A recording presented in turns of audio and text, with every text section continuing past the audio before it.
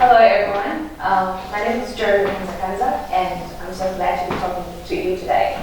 So a couple of weeks ago when I was approached to do this, I thought to myself, well, what am I going to say? I actually wanted to turn down the offer. Up until I realized that, well, I have a story to share. And if I don't share my story, nobody will. So I'm here to share my experiences with you today.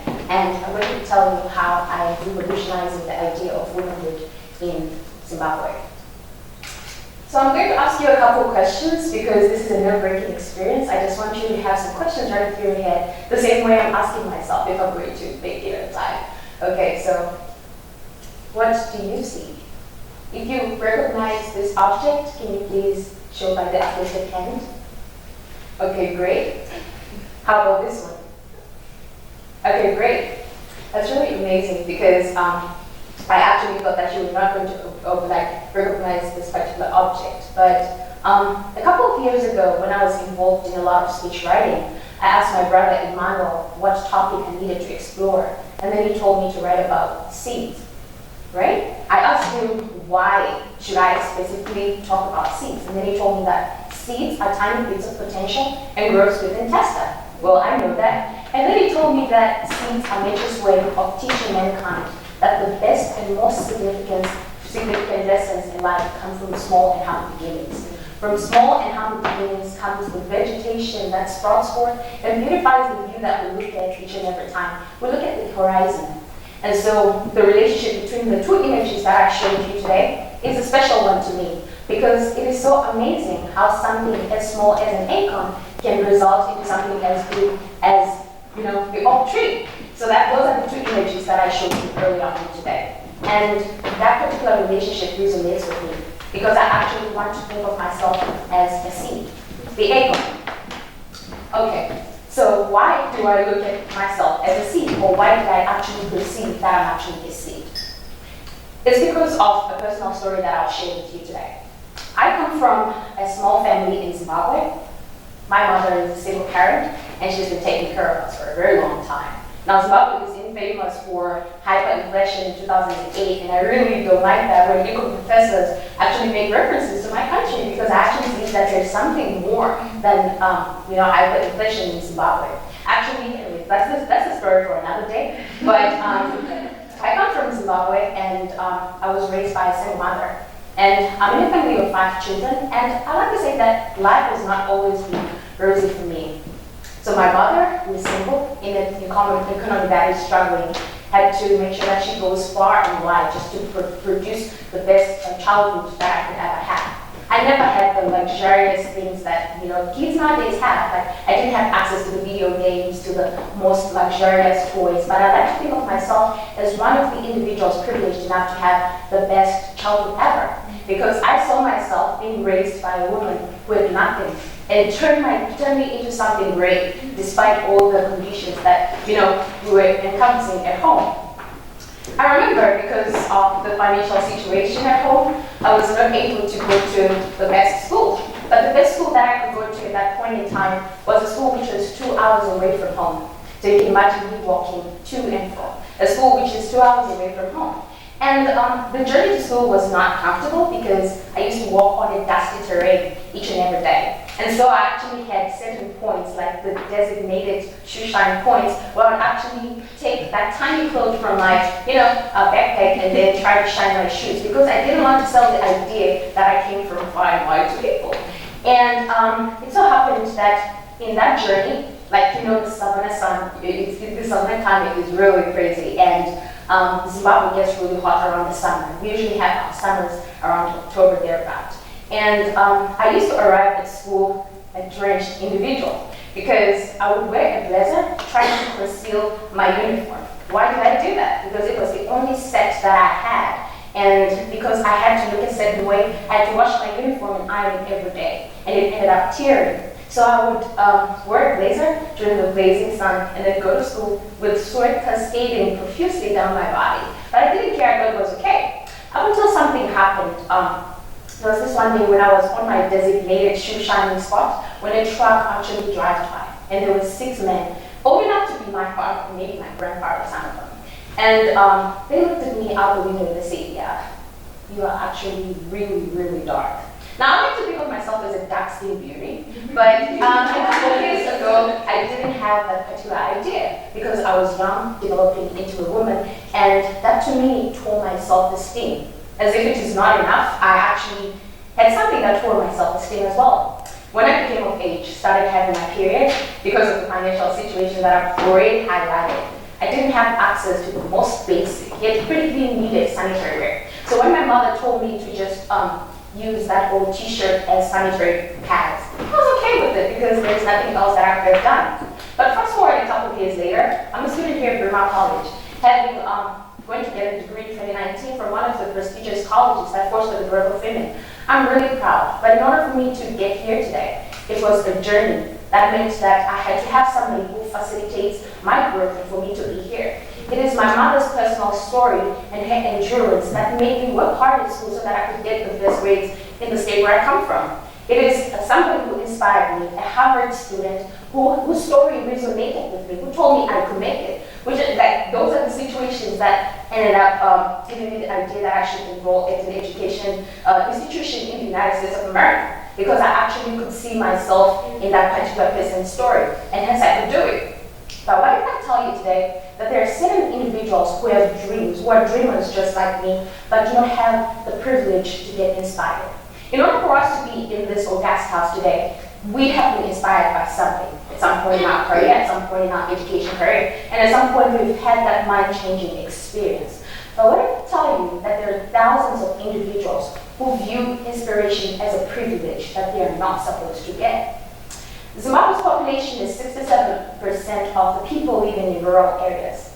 And it is sad for me to say that in those rural areas, people still succumb to the social norms, which believe that a woman is not supposed to be educated, but rather a woman should be educated to be a better wife in the kitchen and in the other room. Believe it or not, we still live in a society where women are not given the opportunity to be expressive, where they're not given the opportunity to own their bodies, but then they're trained to believe that they're supposed to be subjected to their male counterparts. And believe it or not, there are still girls who wake up each and every morning at 3 a.m. just to do the household chores before they go to school, which is 4 hours away, and go to school where they can't even concentrate because they're tired. And when they're tired, they can't concentrate. When they can't concentrate, they can't do well in their exams. When they can't do well in their exams, they cannot pass, like they cannot get the opportunity to get a better life. We still live in those societies. And believe it or not, we still have girls just like me, who don't have, or who do not have access to sanitary wear, which is really critical for their survival. And what does that do to their education, which is already marred? Like, girls end up using cow dung, believe it or not. They end up using rags, which are shared between family members. They end up missing out on school because they cannot afford the sanitary wear. And they end up using leaves or other makeshift methods which are unorthodox. And I actually like to look at those girls as seeds with a lot of potential. And they're just like me. I've gone through those situations, so I actually resonated with a certain individuals. And so when I got here to Bryn Mawr College, I was always constantly searching for ways in which I can facilitate the growth of these individuals, as I saw myself in them. In order for the oak tree to develop into fruition, of course, there have to be certain conditions that foster its growth. You have to have a certain type of soil, you have to have enough water, you have to have carbon dioxide, you have to have sunlight, you have to have, all those conditions which are conducive for the growth of a plant. And as I look at those girls, I feel like they are already inspirational individuals with a story to tell, with a dream to pursue, but then it is up until a point where they get the right environment where they're going to be great individuals. And I was constantly asking myself this question on how I can help to facilitate the growth of these women whose social norms have prevented them from breaking the boundaries and becoming phenomenal women. And as I was asking myself this question, I asked myself again how I could intervene in that situation. I'm a city girl, by the way, but then I have faced these situations, right? And I was constantly asking myself why I should intervene first of all, in what capacity I would intervene in trying to make life a better place for these individuals, and how I would engage these individuals so that my intervention was going to be successful. And as I asked myself this question, I came up with this idea, the build model.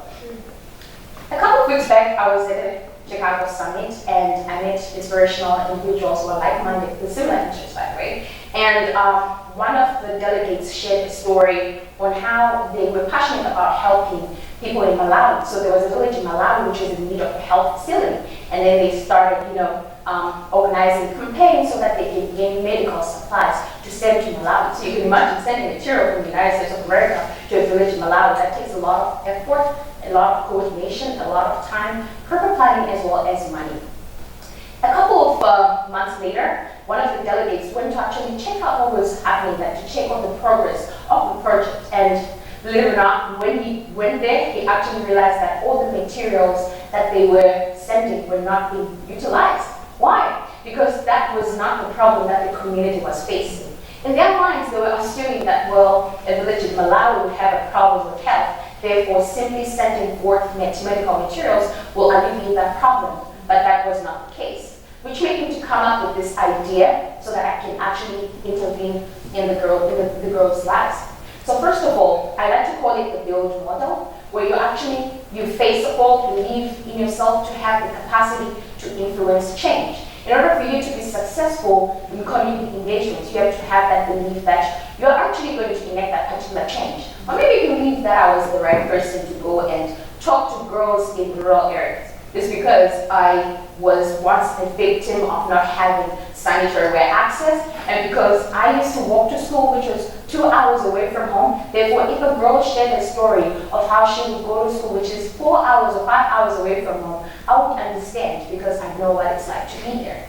I believed that I could enact that particular change because I had once been told that I did not look the right way, or I did not possess the ideal characteristics of a woman. Like I told you earlier on that scenario where men, fully grown men, actually told me that I looked really dark. So I'd been in a situation where my self-esteem had been hit on. And that made me believe that I had the capacity to enact that particular change.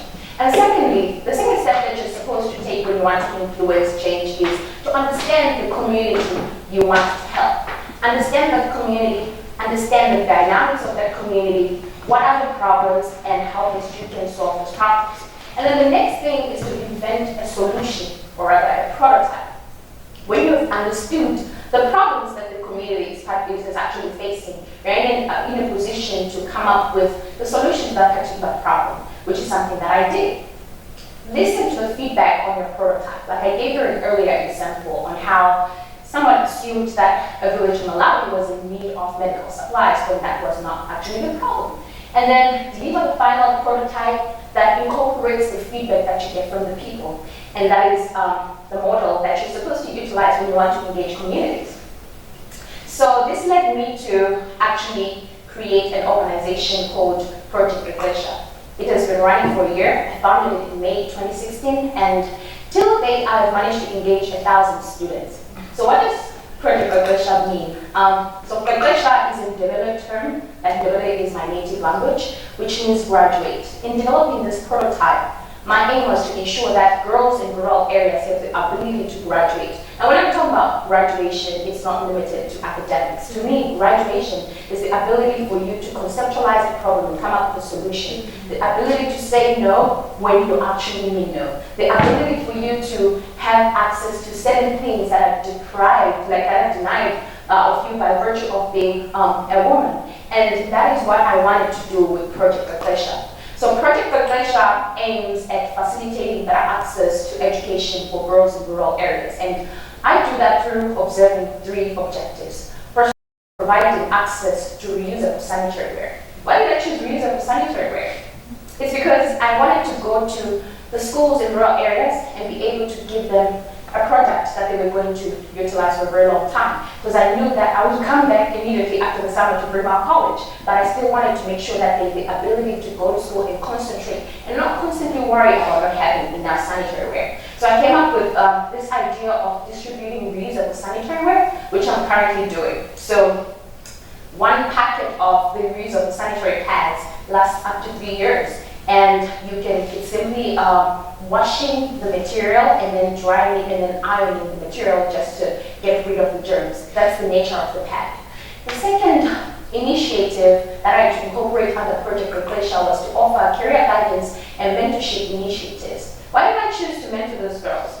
It's because I understood that in as much as I was going to give them the resources that would enable them to prosper academically and in other, settings of life, they wouldn't actually conceptualize what I was giving to them if they were still having that mindset that they were not equals in the community. So I needed to take away that mindset of girls who believe that they're not equals, they can just resort to child marriages, they can just resort to teenage pregnancies because that is what they are limited to. So I provided these mentorship and career guidance platforms just to enable them to see that they are more than just women in the other room. And then the third initiative was to come up with income generating projects. Because girls in rural areas, because they are girls, they don't have access to property ownership. So they don't have access to learning what finance literacy means. And this means that if you don't have access to ways of making money, you're always going to be subjected to living under conditions of abuse because you don't have finance liberation. So I enacted income generating initiatives to ensure that these girls have the ability to make their own money and be self-propagating. And what was the aim of doing this?